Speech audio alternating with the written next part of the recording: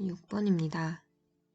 그림의 보에서 C점의 굽힘 모멘트 값을 구하는 문제입니다. 이 보에서는 A와 D에 반력이 존재하고 항상 평형 방정식을 사용해 보의 반력을 먼저 구합니다. 분포하중은 작용하는 길이를 곱해 집중하중으로 생각해서 풀면 됩니다. 모멘트 평형 방정식까지 적용한 후에 정리하면 반력 A는 22kN이 나옵니다. D점에서 모멘트의 평형 방정식을 사용하면 D를 구하지 않고도 바로 A를 구할 수 있습니다. 이제 굽힘 모멘트의 값을 구하는 지점 C에서 잘라서 잘라진 왼쪽 볼을 그려보면 잘라진 면에는 전단력과 굽힘 모멘트가 작용하고 이 모멘트가 문제에서 구하는 C점에서의 굽힘 모멘트 값이 됩니다. 마찬가지로 평형 방정식을 사용하면 전단력과 모멘트 값을 얻을 수 있습니다.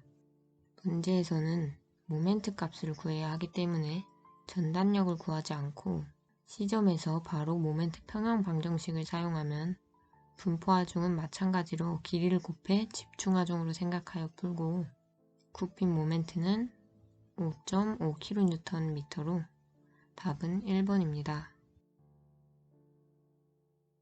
7번입니다. 수평 강체봉의 한쪽을 벽에 힌지로 연결하고 죄인봉 CD로 매단 구조물에서 죄인봉의 단면적은 1제곱cm, 허용 인장 응력은 100MPa일 때 B단의 최대 안전 하중 P를 묻는 문제입니다. 자주 나오지 않는 구조물이라 먼저 문제 자체에 대해 해석을 해보면 수평봉의 끝부분이 벽에 힌지로 연결되어 있다는 것은 봉이 회전이 가능한 것으로 회전되지 않는 고정단과 구별해야 합니다.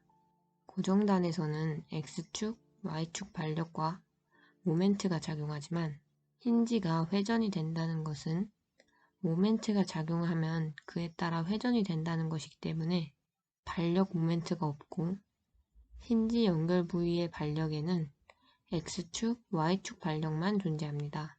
따라서 이 봉에는 반력 AX, AY만 존재합니다. 이 봉을 CD로 매달았는데 이 봉의 단면적은 1제곱cm, 즉 10의 마이너스 4승 제곱미터이고 허용 인장 응력은 100MPa이므로 응력은 면적분의 힘 공식에 면적을 대입하면 봉 CD에 허용 가능한 힘은 10kN입니다. 봉 AB에 작용하는 힘을 그려보면 이렇게 그려집니다. 계산하기 편하게 10kN을 X축, Y축 힘으로 분해해주면 10sinθ로 sinθ가 5분의 3이므로 6kN이 윗방향으로 작용하게 됩니다. 문제에서 구해야 하는 것은 하중 P이고 A점에서의 반력을 아직 모릅니다. 때문에 평형 방정식 중에서 A점의 반력이 사용되지 않도록 A점을 중심으로 한 모멘트의 평형 방정식을 사용하여 계산하면 하중 P는 3kN이 나옵니다. 8번입니다. 자유단의 집중하중 P를 받는 외팔보의 최대 처짐과 W는 오메가 L이 되게 균일 분포하중이 작용하는 외팔보의 자유단 처짐이 동일할 때 두 하중들의 비를 구하는 문제입니다. 자유단의 집중하중을 받는 외팔보의 최대 처짐은 3EI분의 PL 세제곱이고 힘이 오메가 L이 되도록 균일 분포하중이 작용하는 외팔보의 최대 처짐량은 8EI분의 오메가 L 4제곱입니다. 분포하중과 길이의 곱을 W로 쓸 수 있고 따라서 두 변형량이 같을 때 두 하중의 비 P분의 W는 3분의 8로 답은 1번입니다. 9번입니다.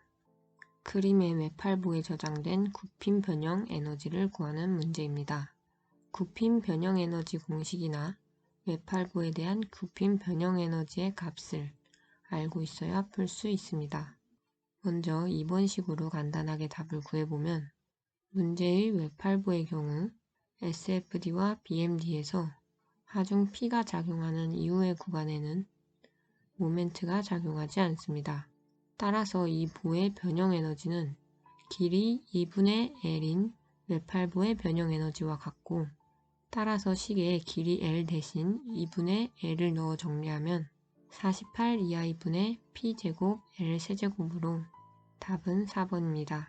1번식으로 풀어보면 모멘트가 존재하는 구간을 절단해서 모멘트식을 구하고 공식에 대입하면 2i분의 1은 상수이므로 밖으로 꺼내고 2분의 L 이후의 구간은 모멘트가 존재하지 않으므로 0에서 2분의 L까지만 적분하면 답은 4번으로 똑같이 나옵니다. 10번입니다.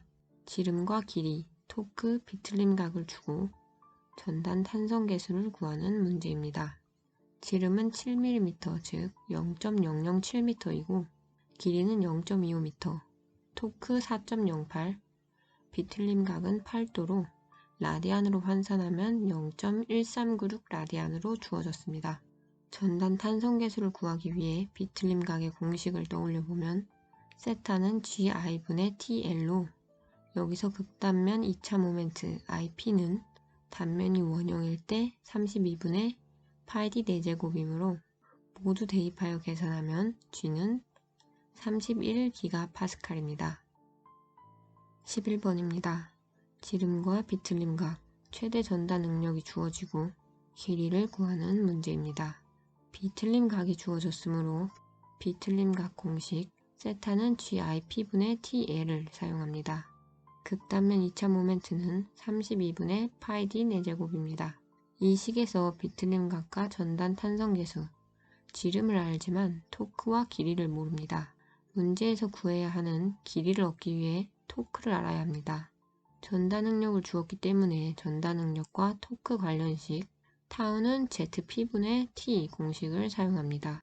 극단면 계수 ZP는 16분의 파이 D 세제곱으로 값을 대입하여 계산하면 토크가 나오고 다시 비틀림각 공식에 대입하여 계산하면 길이는 1m입니다.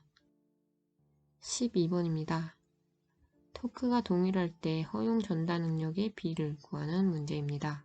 토크 전단 응력과 관련된 공식 타우는 ZP분의 T를 사용하면 타우 A는 16분의 파이 D 세제곱분의 T이고 타우 B는 토크는 동일하지만 중공축이므로 ZP가 달라집니다. 중공축의 단면 계수는 특히 암기가 필요한 부분입니다. 따라서 전단 응력의 비를 구하면 1 빼기 16분의 1로 답은 1번입니다.